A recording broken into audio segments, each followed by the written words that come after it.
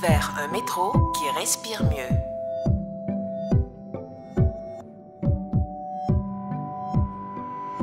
On se trouve ici à la station Berry. Le personnel de la STM travaille très fort à améliorer la température confort dans le réseau du métro en tout temps. C'est un défi qui est souvent sous-estimé, mais qui est très complexe. Vous savez, on a un remplacement de matériel qui s'en vient pour remplacer notre vieux matériel qui a actuellement 45 ans, qui est nommé actuellement le MPM10, qui va avoir un système de ventilation grandement amélioré pour améliorer de façon vraiment importante la ventilation pour le confort de la clientèle.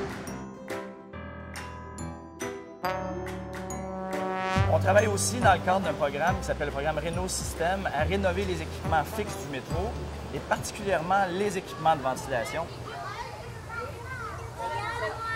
On est présentement devant un des 90 postes de ventilation du réseau du métro. C'est un poste que nous allons mettre en service d'ici peu. On voit l'aménagement extérieur, alors ça n'a vraiment pas l'air d'un poste de ventilation, mais effectivement, c'est un poste de ventilation qui sert à contrôler la température à l'intérieur du réseau du métro. On est maintenant au niveau des équipements de ventilation mécanique.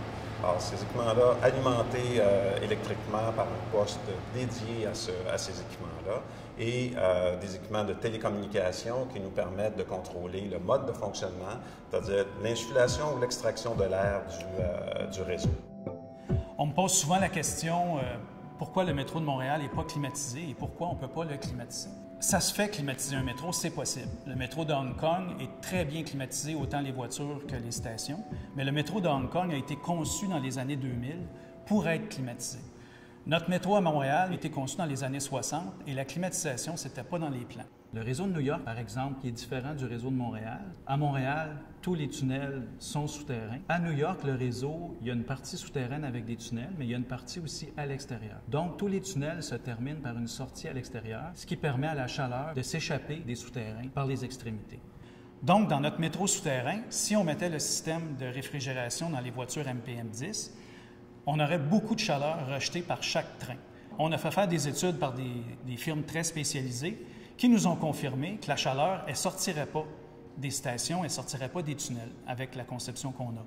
Ce qui en résulterait, c'est un gain de chaleur pour les gens dans les stations de 3 degrés. Mettre un système de climatisation à chaque station, on parle de milliards de dollars. Ce qu'on fait plutôt à la STM, on investit dans des postes de ventilation comme ici, beaucoup plus performants, beaucoup plus efficaces pour sortir la chaleur de notre réseau. On agit aussi sur les contrôles qui contrôlent tous ces équipements-là pour être beaucoup plus efficaces encore. Et aussi, il ne faut pas oublier que les vieilles voitures à MAN 63 vont être retirées bientôt, remplacées par des MPM10 qui vont dégager beaucoup moins de chaleur que ces vieilles voitures-là. En conclusion, si on regarde toutes les mesures à l'intérieur de notre plan d'action, ce qui va être mis en place au cours des prochaines années dans le réseau du métro, on va respirer beaucoup mieux dans le métro d'ici quelques années comparativement à aujourd'hui.